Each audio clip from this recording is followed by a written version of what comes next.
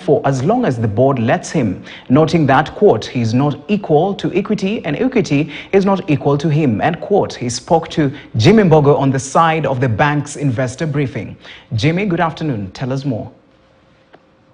Good afternoon to you too, Nyakundi. Yes, as you rightly said, we were looking at the performance of Equity Bank for the year ending December 2022, and quite some impressive performance there from the number of their customers that has grown to about 18 million customers now, and also good reporting by the group CEO, that is Dr. James Mwangi, on the impact of the subsidiaries. And now I'm joined by Daktari here. Dr. James Mwangi, thank you so much for speaking to KTN.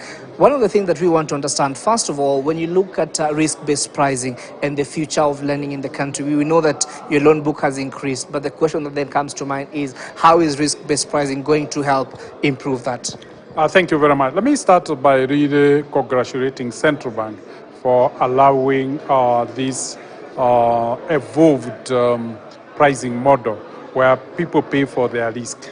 This allows everybody to be able to get a loan. And since January, we have adopted the risk-based pricing. And what we have seen is that we now have the customers who had dropped out, customers who had gone to very expensive providers of credit, the Shylocks, some digital. They have come back simply because the interest rates in the banks are much lower than at the digital. The second aspect is that we are able to create a credit history of a person, and they enter and they keep on improving. And we see people enthusiastic about reduction of interest rates because their credit rating. It's positive feedback to people, and they deeply appreciate that. And lastly is that we have seen our loan projected to grow at 30% this year because everybody in Kenya now can be able to get a loan. All right. Now, the other question that comes to mind, and especially from customers, a lot of these customers are saying that despite having good credit records, they are yet to enjoy the low interest. Maybe you can speak to this? Credit rating helps a lot. As people build their credit history, their risk is better understood. And that is why the range of interest moves from 15% all the way to 21%. So you can see people can improve from 21% all the way to 15. If you are very high quality borrower, then you are at 15. If you are unsecured and you have no credit history, you start 21. But you can quickly move with the installments that you pay. Now, there has been this fear that we might see banks going back to pre-rate cap interests. Is that likely to happen? And especially when we take into account that that led to some to the introduction of rate caps, which saw the number of credit that Kenyans can be able to access become very limited.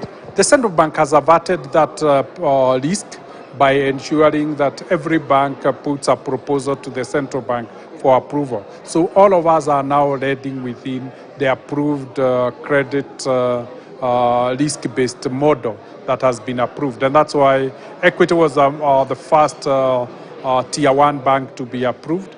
We see the last tier is being processed. So we are optimistic that when all of us are approved, then the market will function properly. If you have no approved risk-based lending model, you are still lending at the interest capped rates. So you can see the incentive to get your model approved.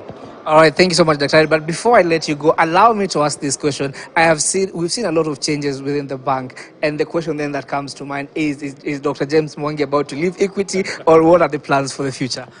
You notice, and I'm glad you have asked that question. You have seen the depth and breadth of leadership. I'm glad you are talking beyond James Mwangi. James Mwangi is not equal to Equity, and Equity is not equal to James. And James is just the face of a bank.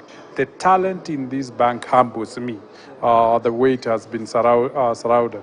But James Mwangi has a lot to play, not necessarily the way that he has played. He plays where he fits well. The Equity, we use the Japanese model of self-management, whoever is best provides the leadership. So I happen to be very good in communication. That's why I'm always visible. But when we come to the boardroom, I am a member and I'm led by others. All right, so are you staying or are you on your way out? I've just turned 60. And my late mother, Grace, passed on when she was 98. If I live and I live as long as my mother, I don't know what I would be doing for 40 years. As long as I'm positively contributing to equity and the board finds me positively contributing, I'll be in equity.